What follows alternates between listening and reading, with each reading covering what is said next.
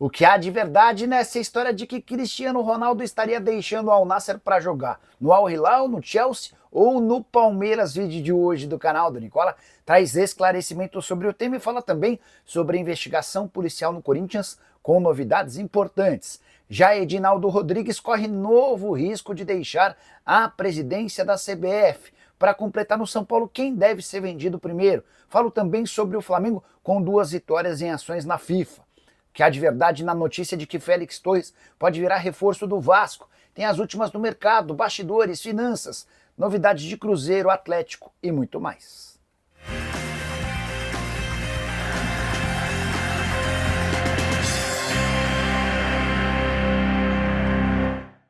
Fala aí pessoal, sou Jorge Nicola, bem-vindos a mais um vídeo do canal, sempre bom ter vocês por aqui, sem perder tempo, pedir para deixar like, se inscrever no canal e ativar as notificações. Bora contar que todo esse conteúdo é um oferecimento de Betano, a mais antiga parceira do canal do Nicola, nessa eu confio.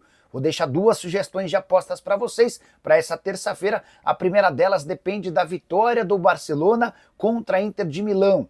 Se isso acontecer na Itália, meus R$50 se transformam em R$126, jogo de volta da semifinal da Champions na Europa, na ida 3-3 na Espanha. À noite vou fazer uma fezinha, uma múltipla com 2 jogos. Preciso da vitória do São Paulo ou do empate contra o Alianza Lima, jogo no Peru, e da vitória do Corinthians contra o América de Cali. Se esses 2 resultados acontecerem, meus R$50 se transformam em R$106. Lembrando, para você participar na Betano é super simples, tem link no comentário fixo, clica, faz seu cadastro e automaticamente você já vai estar habilitado para fazer a sua aposta. É só importante contar que você precisa ter pelo menos 18 anos de idade e jogar com responsabilidade. Combinado? Bora começar o vídeo contando que Casemiro terá direito ao mesmo salário que o Cristiano Ronaldo recebia nos tempos de Manchester United, caso o clube inglês vença a Liga Europa. Isso porque a classificação para Champions garante ao Casemiro um aumento de 25% dos seus salários. Dessa maneira, ele chegaria a ganhar 500 mil libras por semana, valor que equivale a 3.700.000 reais por mês. Já o Santos cogita dispensar Gabriel Veron. Tudo porque o atacante se apresentou com atraso, ou melhor, ele faltou a um treino e ainda chegou num estado não muito profissional. A primeira decisão foi de afastá-lo da partida contra o Palmeiras, próximo jogo do Santos no Campeonato Brasileiro, mas a diretoria santista cogita a rescisão do contrato de empréstimo e a devolução imediata para o Porto. Resta saber como é que ficaria a questão financeira. O Santos precisou investir um bom dinheiro para contratar o jogador por empréstimo. Não é o primeiro ato de indisciplina do Veron ao longo da carreira, jogador de só 22 anos de idade, que era uma grande promessa no Palmeiras, mas que nunca conseguiu se tornar aquilo que se imaginava, também por conta do seu extracampo. Só para completar em relação ao Santos, Gabriel Bontempo ganhou a 2ª renovação de contrato em menos de 3 meses. Novo vínculo, que garantiu um belo aumento salarial para o meia de 18 anos, mantém o atleta pelo menos até dezembro de 2028. Bora falar agora sobre o Cruzeiro, informação importante. Quanto o Pedrinho BH gastou para comprar a SAF do Cruzeiro do Ronaldo Fenômeno? Na oportunidade, coisa de 1 ano atrás, muita gente cravou que o investimento chegou a 600 milhões de reais. E eu cansei de dizer para vocês que essas cifras não batiam. Até porque uma pessoa próxima ao Ronaldo sempre me falou que esse número era irreal. Agora, posso cravar que a negociação foi concretizada por 350 milhões de reais. Uma pessoa da associação do Cruzeiro, ou seja, alguém que faz parte daquele núcleo dos 10% das ações que seguem vinculadas ao clube, me assegurou que o negócio foi fechado em 350 milhões, sendo 80 milhões de reais à vista e outros 270 milhões de reais parcelados. Quero começar falando sobre o pagamento à vista. Nesses 80 milhões de reais está incluída uma propriedade que era do Pedro Lourenço, que o Ronaldo gostava, e ambos combinaram que além de uma grana em dinheiro, houve também um repasse dessa propriedade. Em relação aos 270 milhões de reais, esse valor será parcelado ao longo de 11 anos. E a primeira das parcelas já foi depositada nos últimos dias, depois de completar 1 ano da venda da SAF do clube. Só para completar, é importante lembrar também que enquanto o Ronaldo ainda era dono do Cruzeiro, Pedrinho BH chegou a aportar 100 milhões de reais. que foram utilizados para uma série de melhorias de infraestrutura, até por isso ele havia garantido na época 20% das ações do Cruzeiro. Então dá para dizer que esses 350 milhões investidos agora garantiram outros 70%. Hoje o Pedrinho é dono de 90% e os outros 10% pertencem à associação. Só para completar, importante contar que no Cruzeiro, Gabigol, Vidalba e Christian estão fora da partida contra o Muxucruna, jogo da Sul-Americana no meio da semana. E a saideira em relação à Raposa, já que falei sobre o Ronaldo, só relembrar que a passagem dele pelo Valladolid parece ir de mal a pior. Ele é dono do clube espanhol e é considerado por torcedores do Valladolid como o pior dono de um clube na Espanha em todos os tempos. Isso muito motivado pela campanha horrorosa, última colocação no Campeonato Espanhol atual, 15 partidas sem vitória, uma das piores campanhas da história do futebol espanhol. Já são 3 rebaixamentos nos últimos 5 anos. Quero falar agora sobre Cuca e o Atlético, que venceu na noite dessa segunda-feira, triunfo por 1-0 contra o Juventude em Caxias do Sul, resultado super importante. Mas queria falar sobre mercado de transferências e descartar a contratação de William Arão. Volante de 33 anos de idade, que está bem perto do fim do seu vínculo no Panathinaikos, foi oferecido para o Galo e para outros clubes. Posso assegurar, depois de conversar com uma pessoa do departamento de futebol do Galo, que apesar de um início de conversas, o Atlético descartou qualquer tipo de negociação a pedido do Cuca. O Cuca entende que o Arão não apresentaria condições e características que ele busca num volante para ser contratado. O Cuca pretende fechar com um primeiro volante de mais intensidade, de mais capacidade física, que possa percorrer mais espaços, e o Cuca não vê no Arão hoje, com 33 anos de idade, tal condição. Até por isso, e para não enfrentar ou peitar o treinador, os dirigentes do Atlético desistiram da contratação do atleta. Situação meio parecida do Thiago Mendes, outro que fica livre do seu contrato. Ele pertence ao Al Rayyan, mas também veterano, 33 anos de idade. Hoje, um nome que agrada demais ao Cuca, como eu contei para vocês na segunda-feira, é o nome de Matheus Fernandes, que pertence ao Red Bull, mas ele disputou nessa segunda-feira seu 5º jogo pelo Campeonato Brasileiro. Se entrar em campo mais 2 vezes, fica impedido de defender outro clube no Brasileirão. Hora de falar sobre o Vasco da Gama e repercutir uma especulação que surgiu nas últimas horas e dá conta de que Félix Torres, do Corinthians, poderia virar reforço. Confesso que achei estranha a história, especialmente porque o Vasco nesse momento está sem técnico. E não imagino que o Marcelo Santana e o Pedrinho iniciariam tratativas com qualquer reforço sem o aval do técnico. Vale a lembrança também de que não há necessidade de acelerar qualquer processo de contratação por agora, levando em consideração que a próxima janela só reabre em junho e ela é bem curtinha, de 2 a 10 de junho. É em julho, que aí sim abre-se uma janela um pouco maior, com mais tempo para que os clubes possam fazer contratações. Para piorar essa especulação em relação a Félix Torres e Vasco, dá para dizer que é o tipo de operação que não cabe hoje no bolso do Vasco. Embora o Corinthians admita prejuízo para negociar o equatoriano, que foi comprado por 36 milhões de reais, não dá para descartar, não dá para acreditar numa negociação inferior a 20 milhões de reais. E o Vasco hoje não tem capacidade para um investimento desse tamanho.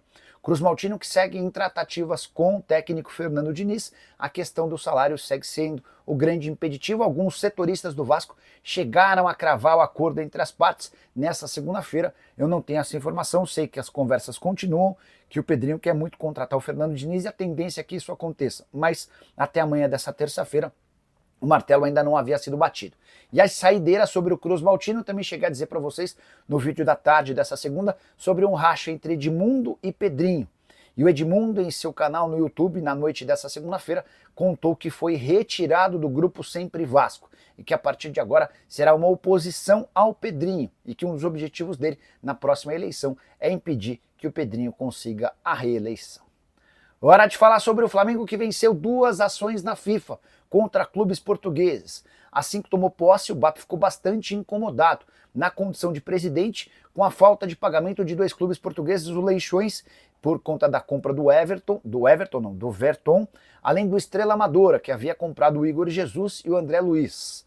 O ex-presidente, o Rodolfo Landim, não havia levado essa história adiante e parecia lidar bem com a inadimplência dos portugueses. Já o BAP levou o caso à FIFA, que condenou os 2 times ao pagamento da grana em 45 dias, sob o risco de serem proibidos de inscrever novos atletas. É só importante lembrar que tanto o Leixões quanto a Estrela Amadora devem recorrer à Corte Arbitral do Esporte para ganhar um pouco mais de tempo, mas parece ser uma questão de meses, talvez um ano, para que o Flamengo receba cerca de 5 milhões de euros pela transferência desses 3 jogadores. Só para completar em relação ao Fla, Jorginho já é de fato jogador rubro-negro, embora não tenha assinado o pré-contrato, ele deu a palavra aos dirigentes do Flamengo que se transferirá para o clube antes do Super Mundial de Clubes e estará à disposição do técnico Felipe Luiz para a competição que acontece entre junho e julho nos Estados Unidos. Bora falar agora sobre o São Paulo. Quem é que o Tricolor venderá? Importante registrar que o Júlio Casares, presidente do Tricolor, deu uma entrevista à TNT Esportes admitindo a necessidade de pelo menos uma boa venda na metade do ano. A frase do presidente foi, abre aspas, o São Paulo precisa vender como regra. Se vai ser A, B ou C, depende. Depende do mercado, do preço e da oferta. O Pablo Maia era há bastante tempo a grande bola da vez como uma transferência importante. Mas o Pablo vem de lesão, deve ficar à disposição para ganhar alguns minutos contra o Alianza Lima e não dá para imaginar que esse período de ausência possa lhe garantir ofertas. A tendência é que o São Paulo, para negociar um jogador, precise se desfazer de um dos atletas recém-promovidos da base. Rian Francisco, Ferreira, o Lucas Ferreira e o Alves, o Matheus Alves. E aí até conversando com uma pessoa muito próxima ao Júlio Casares, eu recebi uma informação importante. Essa pessoa imagina que o primeiro a se transferir será o Matheus Alves, meio atacante que chegou a viver bons momentos com a camisa do São Paulo nos últimos dias, e essa impressão que o São Paulo tem em relação ao Matheus Alves se dá pelo fato dele ser representado pelo Juliano Bertolucci, um dos empresários com portas abertas em praticamente todos os clubes do futebol europeu. Então, existe essa impressão do São Paulo de que o Matheus Alves será o primeiro a receber proposta. Também surgiram especulações de que o Rian Francisco estaria recebendo uma oferta do Lyon, não chegou nada, conversei com o empresário dele antes de gravar esse vídeo. Também especularam que o Ferreira estava na mira do Leverkusen. Entrei em contato com o representante do Ferreira e não há absolutamente nada. Só para completar, em relação ao Tricolor, jogo importante contra o Alianza Lima, não perder manteria o São Paulo bastante vivo na briga pelo primeiro lugar da sua chave na Libertadores.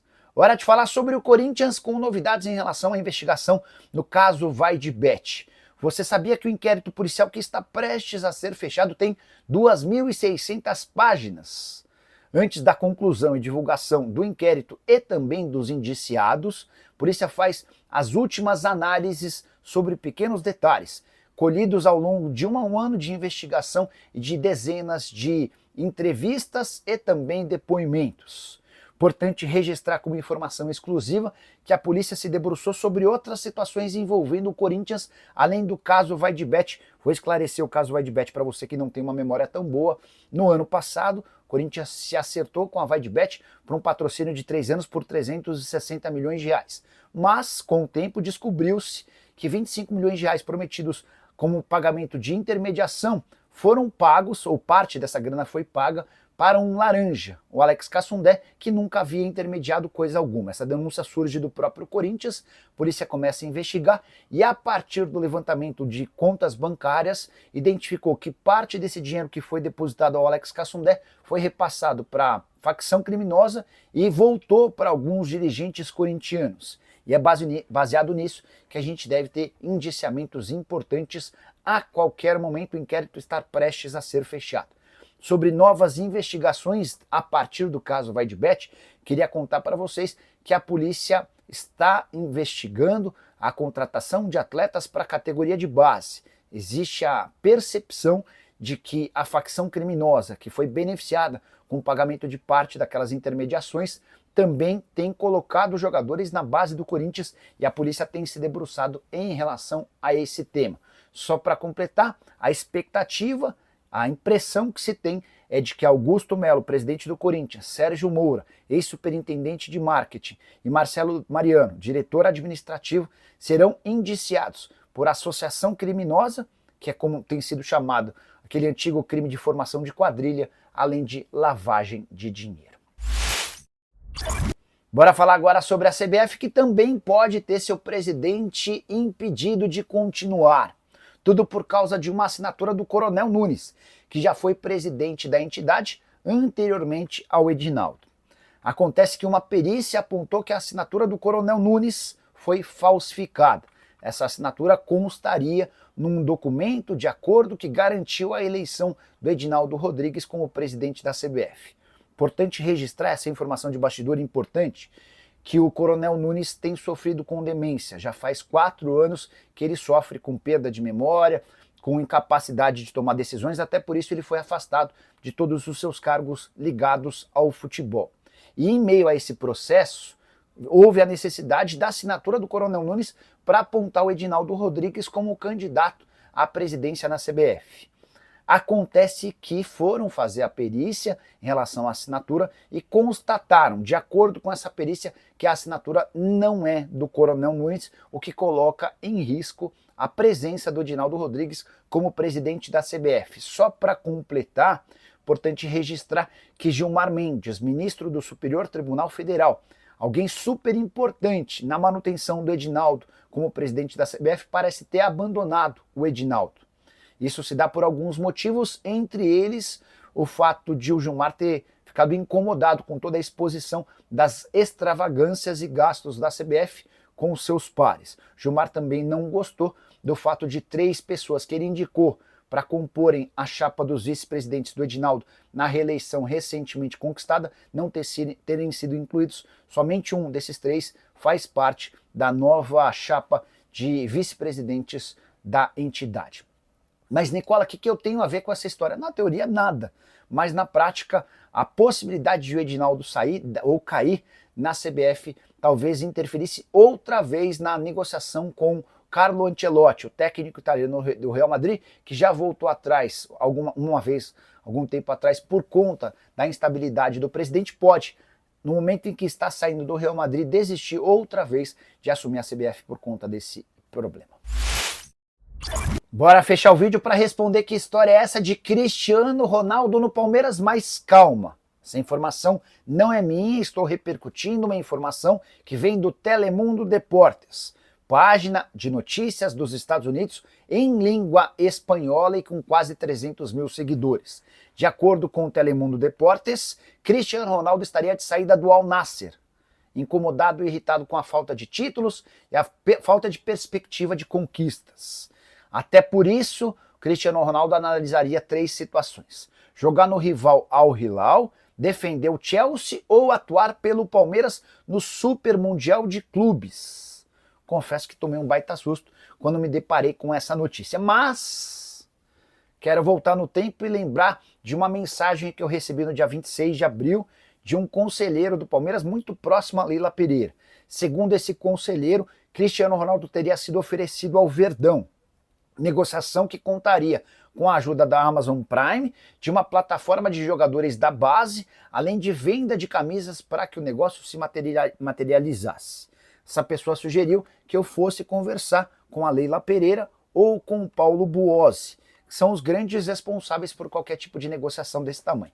Entrei em contato com o Paulo Buozzi, que é o vice-presidente do Palmeiras, o cara mais importante dentro da hierarquia política da Leila, e o Buozzi assegurou que não há nenhuma negociação envolvendo Cristiano Ronaldo e Palmeiras, que o nome está descartado, não há capacidade financeira para um investimento desse tamanho e que nem o Palmeiras vai perder tempo com qualquer situação envolvendo o atleta. Renovação de contrato com o Al Nassr, que parecia certa, ainda não foi confirmado. O vínculo se encerra agora na metade do ano. Mas se não ficar no Al Nassr, é possível que ele encontre um outro clube onde possa ganhar tanto ou até mais do que no futebol saudita. Só para completar, mais um registro: filho do Cristiano Ronaldo será convocado pela primeira vez para a seleção portuguesa sub-15. E a notícia é legal, especialmente porque há um brasileiro por trás dessa história, o Julerson, que é preparador físico, atua como um técnico especial e particular do Cristiano Ronaldo, ou melhor, do filho do Cristiano Ronaldo, um menino que está sendo convocado para defender a seleção portuguesa pela primeira vez em sua carreira. E você, o que pensa e vê a respeito dessa história do futuro do Cristiano Ronaldo? Caberia em algum time brasileiro? Para onde é que você acha que ele vai? Ou fica no Al Nassr? Já usa o espaço para comentário. Só não esquece de deixar like, de se inscrever no canal. A gente se encontra assim que surgir notícia. Tchau!